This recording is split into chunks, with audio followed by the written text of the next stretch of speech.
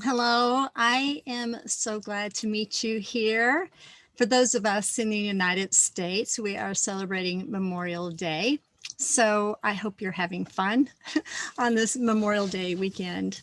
And for those of you outside the US, yes, I say hello to you. I'm Judy Herman, author of Beyond Messy Relationships. I'm also a therapist. What I want to talk with you today is about how and why conflict is vitally important, and we don't want to ignore it.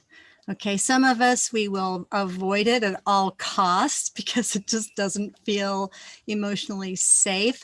Others of us are quick to defend because, again, that goes as like we don't feel comfortable with it and we must defend our position.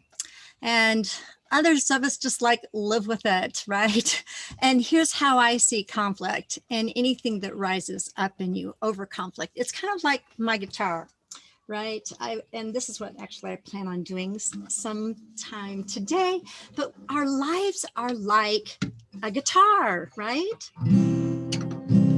And for those of you musicians, you probably know there's one of these that are out of tune, right? Our lives are like we want to be in tune. So when we get triggered somehow, when we feel it deep within our gut, if conflict happens, it means there's something that is out of tune, just like this guitar, and we want to get back in tune.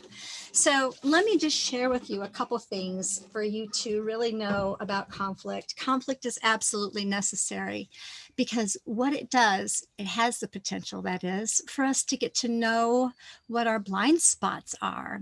You see, we have two ways to deal with conflict. We can either be judgmental about it and create a story in our mind about it, and then it will rise up a lot of emotions that we go into what you call the suffering state.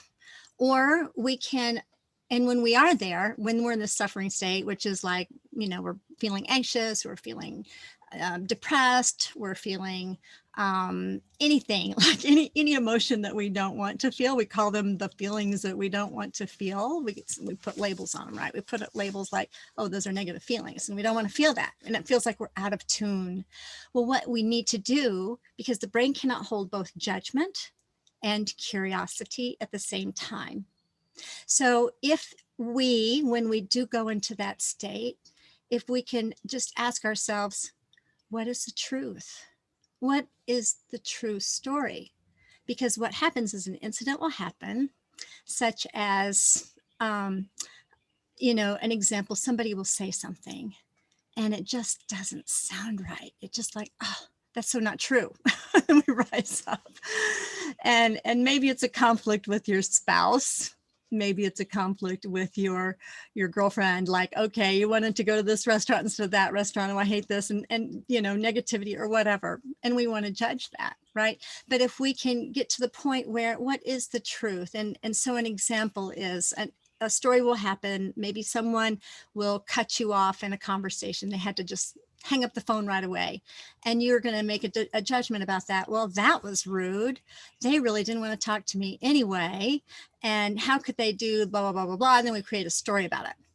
Well, that may or may not be true. Maybe the story was that, their phone went out, like their phone might have lost battery power, and that might have been it, right? So the main thing is to have an attitude of curiosity. What could be true? What is the truth? And what is our perspective? Because we can get so into a perspective that we believe is gospel truth. So we need to test that. Now, there are some that say, and neuroscience likely says also, that most of our beliefs, most of our thoughts, a large percentage of our beliefs and thoughts have their roots before the age of 5 years old.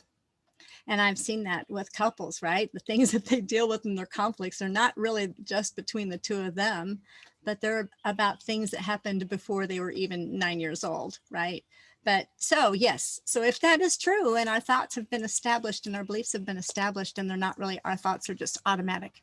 And so what we need to do is test What is it that is not true? What is it that I used to believe that is so not true? And having an attitude of curiosity and having some ahas. So the way we get that is through relationships with people, right? Close relationships, whether they're work relationships, whether they're romantic relationships, whether they're adult child relationships. We get that through our relationships. And if we hear some of the same things, we need to pay attention to it, right? And test the beliefs that are behind them. And are they true? Is the beliefs that are not true, that we think are gospel truth, actually causing that tension, like as in my guitar? Because we want to be in tune, don't we? So test those things. I'm going to go back to some ancient words of wisdom, some scripture in Philippians 4, verses 8 and 9, to think on the things that are true and right and just and of good report, and things that are virtuous and praiseworthy. So important to train your mind to think of that and have an attitude of curiosity. That's good mental health. It's good relationship health. Judy Herman, author of Beyond Messy Relationships, Divine Invitations to Your Authentic Self. And your authentic self is in there, ready to receive the truth. Let's raise our level of awareness about that. Thanks so much for joining me. And you can go to my website, judycounselor.com, for a free relationship stress quiz. You can get a copy of my book, an author signed copy, judycounselor.com.